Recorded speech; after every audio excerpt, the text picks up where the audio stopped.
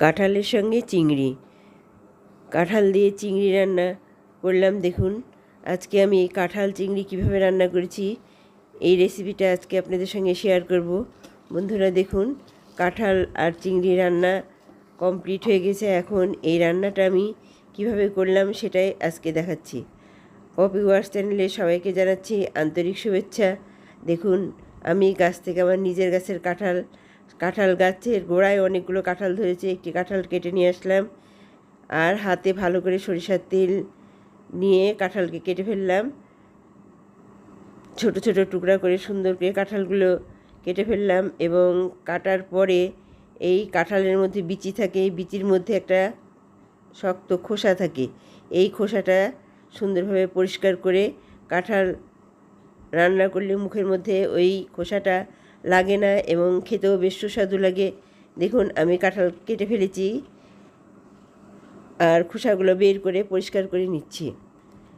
রান্নার জন্য তৈরি করে নিচ্ছি কাঁঠাল।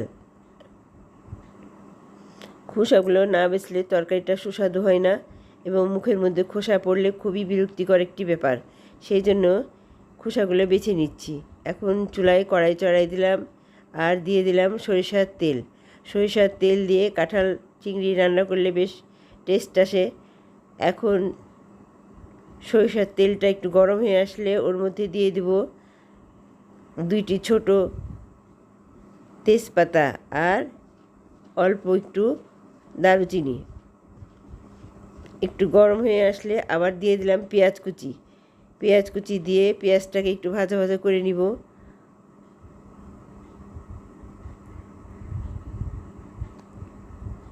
তারপরে দিয়ে দিলাম শুকনো মরিচের গুঁড়া, হলুদের গুঁড়া, ধনের গুঁড়া আর আদা রসুন বাটা। তারপরে অল্প পরিমাণ মতো লবণ দিয়ে মশলাটাকে ভালো মতো করে কষিয়ে নিয়ে একটু পানি দিলাম। পানি দিয়ে মশলাটাকে ভালো মতো করে কষিয়ে নিব। কষানোর পরেই মশলাটা যখন তেল বের হতে শুরু করবে তখনই দিয়ে দিব ছোট বড় মিশিয়ে কয়েকটি চিংড়ি। এই চিংড়ি দিয়ে কাঁঠাল রান্না করলে কাঁঠালের স্বাদটা খুব সুন্দর হয়। দেখুন চিংড়ি মাছ দিয়ে দিলাম। চিংড়ি মাছ ভালো মতো করে কষিয়ে যেন মাছের মধ্যে কোনো রকম মাছের কোনো গন্ধ কাঁঠালের সাথে না হয়, চিংড়িটাকে ভালো মতো করে কষিয়ে নিতে হবে। অল্প একটু পানি দিলাম, দিয়ে ঢাকনা দিয়ে ঢেকে চিংড়িটাকে ভালো মতো করে কষিয়ে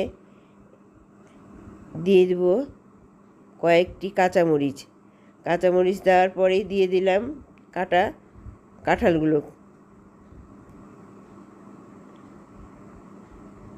কাঁঠাল দেওয়ার পরে কাঁঠালটাকে মশলার সাথে চিংড়ির সাথে ভালো মতো করে মাখায় নিচ্ছি। অল্প একটু পানি দিব, দিয়ে একটু ঢাকনা দিয়ে ঢেকে পরে আবার সুন্দরভাবে কষায় এই রান্নাটা করতে হবে। ঢাকনা দিয়ে ঢেকে আবার ঢাকনা খুলে মশলাগুলো ভালো করে মিশিয়ে নিচ্ছি। দেখুন এটা এক ধরনের মাংস রান্নার মতোই পদ্ধতি। মাংসের চেয়েও বেশ সুস্বাদু হয় এই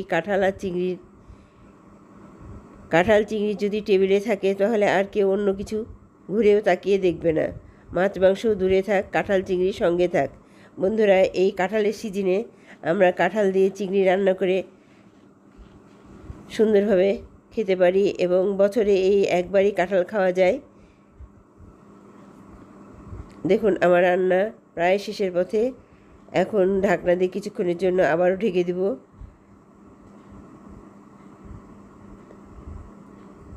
বন্ধুরা একবার হলেও এইভাবে রান্না করে দেখবেন, এই কাঁঠাল চিংড়ি খেতে কত সুস্বাদু হয়। পপি ওয়ার্স চ্যানেলে সবাইকে জানাচ্ছি আন্তরিক শুভেচ্ছা। বন্ধুরা আমার এই রেসিপি যদি আপনাদের ভালো লাগে আমার চ্যানেলকে সাবস্ক্রাইব করবেন, লাইক দিবেন এবং আরও রান্নার নতুন নতুন ভিডিও দেখাতে উৎসাহিত করবেন। সবাই ভালো থাকবেন। আসসালামু আলাইকুম।